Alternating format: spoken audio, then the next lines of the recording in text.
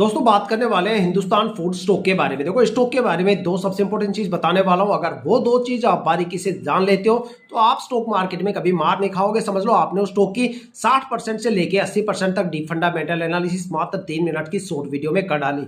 देखो सबसे पहले उस कोई भी ट्रेड लेने से पहले उस स्टॉक के पिछले 5 साल के रिटर्न हमें जरूर देखना चाहिए कि भाई वो स्टॉक में पिछले 5 साल में कितना रिटर्न दिया है या कितनी ज्यादा गिरावट वहां पे आपको देखने को मिली। जहां से आपको एक आइडिया मिल जाता है, एक पैटर्न वहां पे आपको देखने को मिल जाता है, एक अंदाजा वहां पे आपको देखने को मिल जाता है भाई वो स्टॉक शॉर्ट टर्म में ज्यादा प्रॉफिटेबल है या लॉन्ग टर्म में ज्यादा प्रॉफिटेबल है, या फिर ऐसे कौन कौन से टाइम ड्यूरेशन है जहां पे आपको स्टॉक में भर भर के गिरावट और लॉस देखने को मिलने वाला है, या किस किस टाइम ड्यूरेशन में वहां पे आपको भर भर के रिटर्न देखने को मिलेगा। मैक्सिमम वो स्टॉक में कितनी गिरावट हो सकती है और मैक्सिमम वो स्टॉक कितना ज्यादा रिटर्न देने का दम रखता है। साथ में होल्डिंग पैटर्न, देखो होल्डिंग पैटर्न एक डेटा नहीं होता, एक आंकड़ा नहीं होता, वो काफी ज्यादा चीजें बयां करता है। देखो कोई भी ट्रेड लेने से पहले वहां पे प्रमोटर होल्डिंग कम से कम 50% या उससे ज्यादा होनी चाहिए। अगर किसी भी स्टॉक के अंदर प्रमोटर होल्डिंग 50% या उससे कम हो जाती है तो वहां पे स्ट्रेस लेवल बढ़ जाता है और स्टॉक के रिटर्न गिर जाते हैं। साथ में 50% से अगर कम प्रमोटर होल्डिंग हो जाती है तो वहां पे प्रमोटर की होल्डिंग कम होने के चांसेस और भी ज्यादा बढ़ जाते हैं। लेकिन अगर प्रमोटर की होल्डिंग मान लो 70, 80, 90% या इससे ज्यादा है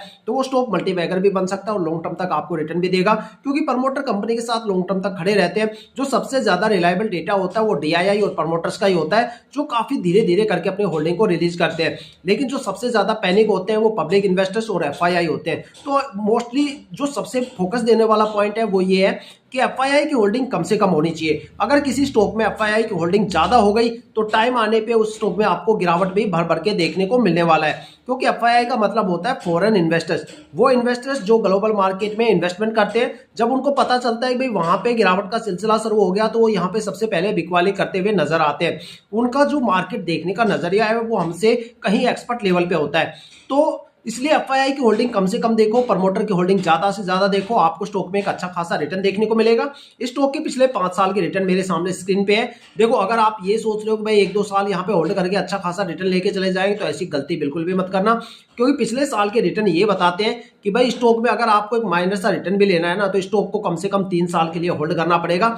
इसके रिटर्न बताता हूं। पिछले 5 साल में स्टॉक ने 280% का रिटर्न दिया, 4 साल में स्टॉक ने 63 से लेकर 64% का रिटर्न दिया और 3 साल में स्टॉक ने 32.75% का रिटर्न दिया। इसके बाद स्टॉक में कोई रिटर्न नहीं है, लगातार गिरावट है। 2 साल में स्टॉक ने 14.5% से ज्यादा की गिरावट दर्ज की, 1 साल में स्टॉक ने 6.5% से ज्यादा की गिरावट दर्ज की, 9 महीने में 2.5% से ज्यादा की गिरावट दर्ज की, 6 महीने में करीब यहाँ पे 7.5% के करीब गिरावट दर्ज की, 3 महीने में करीब यहाँ पे 17% की गिरावट दर्ज की और 1 महीने में करीब यहाँ पे 11.25% के आसपास गिरावट दर्ज की। लेकिन सबसे बड़ी बात यहाँ होल्डिंग पैटर्न जबरदस्त है, 63%